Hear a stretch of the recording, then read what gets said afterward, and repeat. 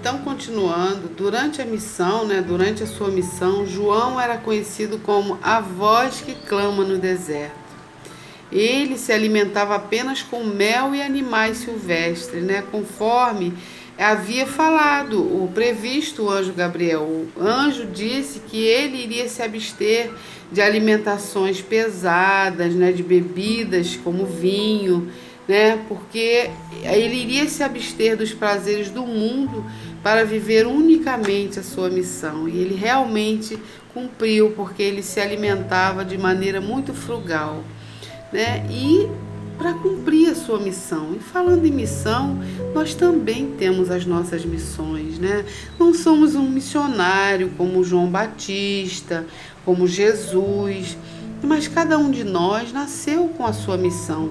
E a gente se propôs, Qual será a nossa missão? É ser uma boa esposa, uma boa companheira para o meu marido, os maridos serem bons companheiros para suas esposas, bons pais, porque nós trazemos sim o nosso compromisso, embora a gente seja pequeno diante dessa missão, desses grandes missionários como João Batista, mas nós trazemos, E ainda pequeno, a gente tem dificuldade muitas vezes de cumprir, Até que ponto eu estou cumprindo aquilo a que me propus, que é de ser um bom trabalhador, uma boa mãe, uma boa filha. Então, essa questão da missão de João, quando ele se alimenta apenas com mel, coisas frugais, você vê, ele abriu mão dos prazeres da vida.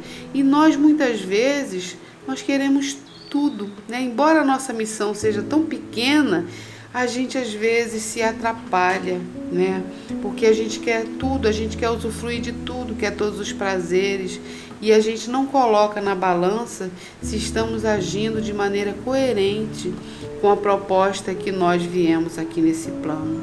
Então vale a pena a gente se questionar, João Batista, ele promoveu no povo profunda reflexão sobre a necessidade do arrependimento e reconhecimento dos erros como base à transformação moral que seria empreendida e ensinada por Jesus. Como um simbolismo desse arrependimento, João batizava nas águas do Rio Jordão. Por isso ele foi conhecido como João o Batista. Durante o ato, o iniciado, a pessoa que iria se batizar, era levada a proferir publicamente o desejo de renovação e de luta contra as próprias fraquezas. E João dizia: eu te batizo para o arrependimento, mas aquele que vem após mim é mais poderoso. Eu não sou digno de lavar as suas sandálias. Ele vos batizará com o Espírito Santo e com fogo.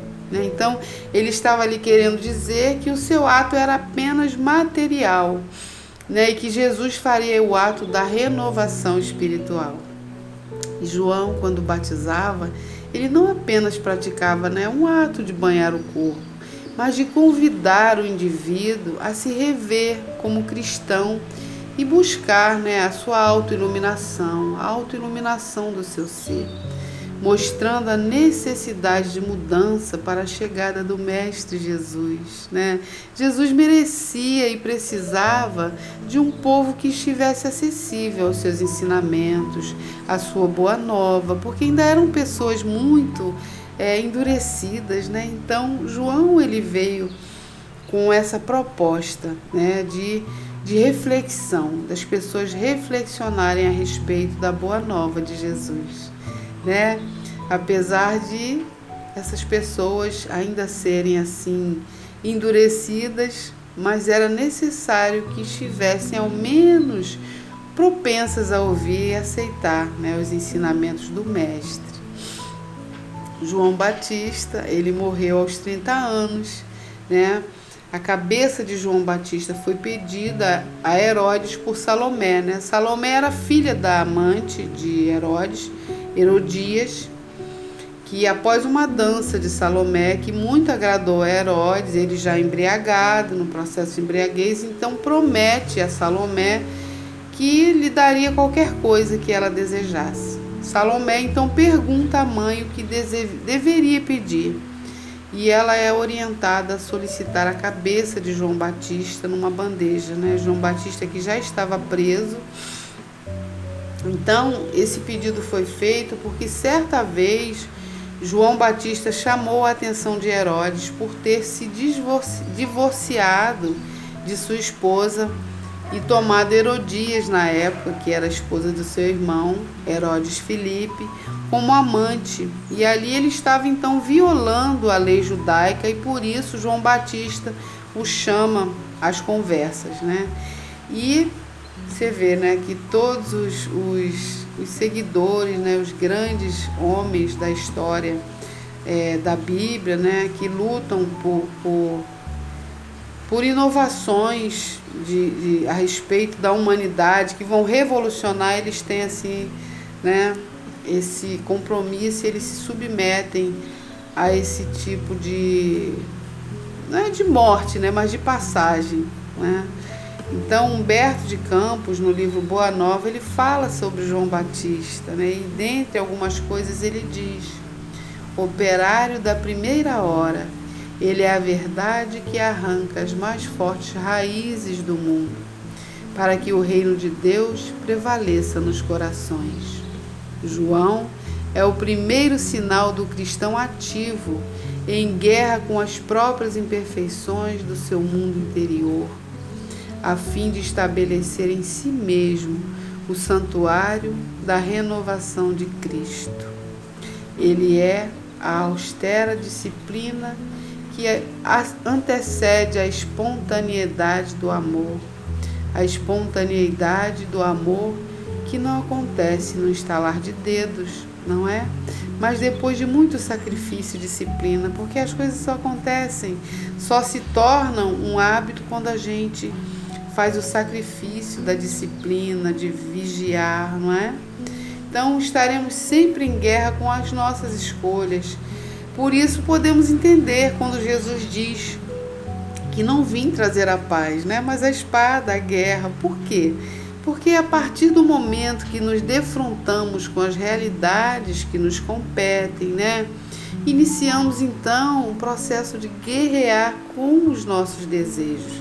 Se a gente quer se renovar, ser uma nova criatura, a gente precisa fazer esse processo, né, de criar um hábito dentro de nós, bons hábitos, mas para isso é necessário que a gente se discipline, né? Então, diante dessas questões, quais escolhas nós faremos, né? A da mágoa, do orgulho, ou vamos nos abrir para o perdão, para o arrependimento sincero que propôs João Batista, não é? De sermos pessoas melhores, porque ele não apenas pregava, mas ele praticava. Você vê que ele abria mão de alimentos como, né, outros faziam. Ele se vestia de couro, ele não se vestia de pompas, como era, né, costume da época, daqueles que tinham condição, claro. Mas ele não fazia questão dessas coisas. Então, é aquele que realmente é o precursor, né, que veio abrir caminho, né, e acalentar os nossos corações, nos fazer refletir. Então, que a gente possa, de fato, refletir qual é a nossa real proposta, né, qual é o nosso compromisso diante da vida. E semana que vem, então, a gente começa a falar dos eleitos pelo Mestre para o acompanharem nessa missão, que depois que ele partiu, deram continuidade, então, à Boa Nova, né, ao Evangelho.